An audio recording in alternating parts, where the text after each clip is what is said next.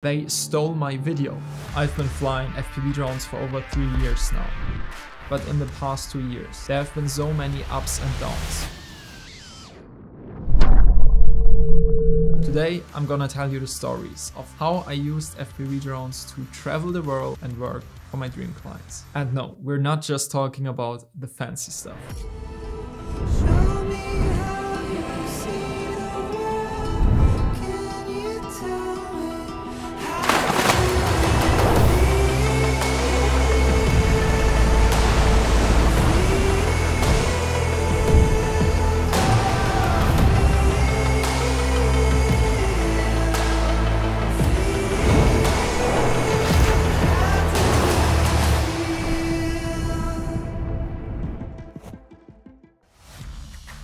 2 years ago, I decided to leave Berlin for 3 months and embark on a journey to travel some epic places. And it all started on the Dominican Republic, even more at a specific part of the Dom Rep, which is incredibly underrated. I'm talking about Samana.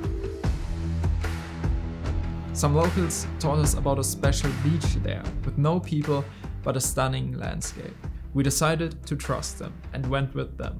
After a short boat trip, Cindy and I arrived. I was speechless, but see yourself.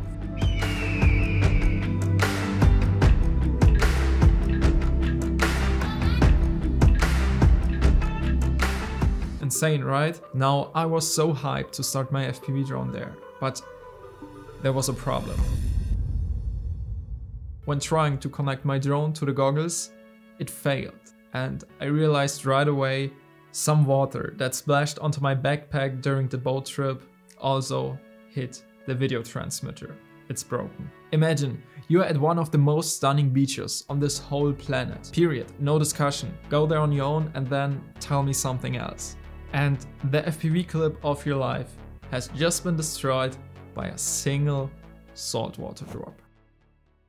Our next destination was the Greek island Crete. I had the smallest 5K FPV drone of the world with me. In a nutshell, it's a fun thing to fly with a naked GoPro, especially indoors, but flying outside is pretty hard. As soon as there's the smallest wind breeze, it starts to shake, since it's so lightweight. But hey, we had a hotel collaboration and I was allowed to fly within the hotel area. It was fun, but I destroyed the drone. The ESC broke after a small crash. I know that's already the second broken FPV drone in this video, but it doesn't end here.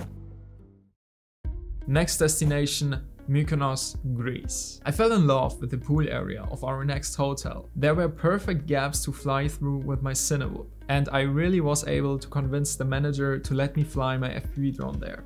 Unfortunately, it was very windy. Boah, das wird hart. Wir kriegen's hin, wir kriegen's irgendwie hin, da durchzufliegen. Oh mein Gott, oh mein Gott, oh mein Gott, oh mein Gott. Yo, yo, yo, yo, yo. Yo, wir haben's geschafft. Some days passed and we explored the island, when a really crazy idea came into my mind. I wanted my girlfriend to learn flying FPV drones. That said, we spent some hours in the simulator to a point where she was able to fly curves and through some kinda gaps. Then it was time to go out and try it for real. Oh gosh, yeah.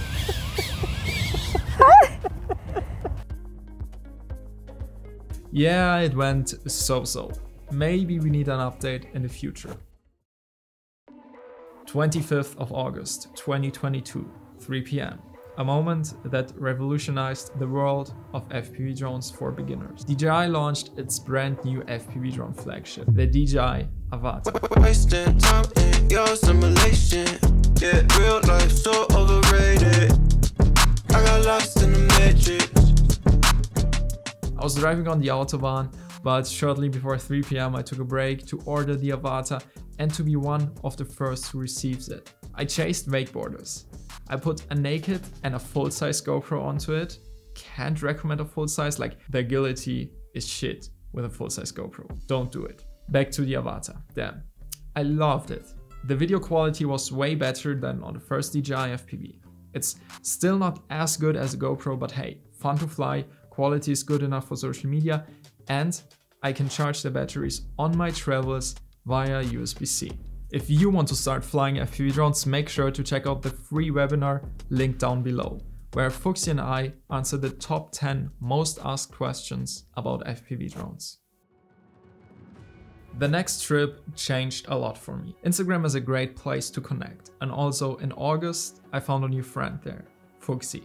We messaged a bit and then thought about doing a road trip together. That said, we pitched our idea and portfolio to our favorite camper van manufacturers, and within 1 week we got booked for productions by 2 of them. For the first location we decided to go to the Dolomites. You have to imagine, I grew up in Landshut, Bavaria, southern Germany, and the Dolomites are only 5 hours away from there. I was always thinking about flying to Greece, to the Dominican Republic, South Africa, wherever, but I never knew that some of the world's best places are just around the corner. After picking up the camper van and getting food for the next days, we headed towards the Dolomites. Some hours and a short Austrian-style traffic jam later, we arrived at the Banger Park, the training center of the world's best skiers. And we both got permission to chase them with our FPV drones.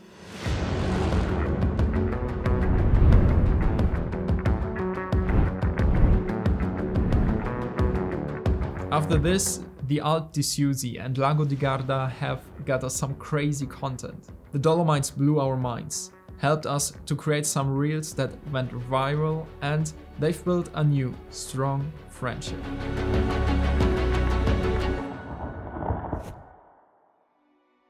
Just a couple weeks later, production 2 was waiting for us, this time Norway.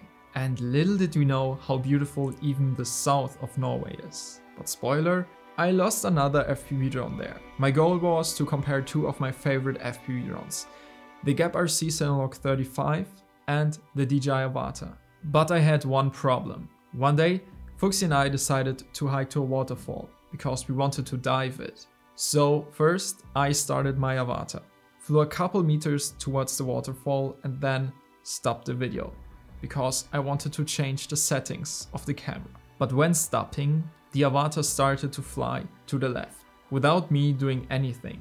I don't have a video, but I have the screen recording. You can clearly see that the Avata starts to move to the left without me steering to the left. So I tried to move my sticks to the right, press the emergency button, switch the modes and so on. The Avata didn't react to my stick inputs and decided to continue flying to the left. In my goggles, I already saw that a rock was coming closer and closer, and yeah, it crashed and was gone forever. I was pissed a bit. So I've sent DJI my flight log and waited for a reply. DJI's developers had a look at it and confirmed that it was not my fault. Therefore, even though I had no DJI Care refresh, they have sent me a new DJI Avata. Overall, Norway has been awesome. You don't just drive from one epic spot to another epic spot, no. The way to these epic spots is epic too. On this Norway trip something else happened, which opened up many new possibilities for me.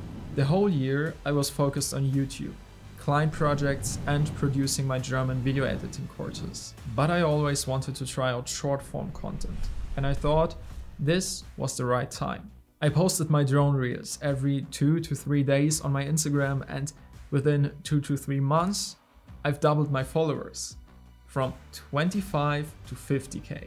Crazy. This also opened up new business opportunities for me, but that's a huge topic for another video. Make sure to subscribe and also like this video if you enjoyed so far. But with all the attention, there also come difficulties. A big brand, I don't want to name it, slided into my DMs asking for permission to repost one of my viral videos. Like I did with many other brands, I allowed them to do so, as long as they tag me in the video and mention me in the description. What did this specific brand do? They took my video, edited it, and used it completely out of context, commercially, with text overlays, website screen recordings and transitions to promote their product. And on top, they didn't tag me, but just mentioned me down in the caption. 1 hour after they've posted it, I wrote them a DM and email explained them the difference between reposting a video and re-editing a video commercially.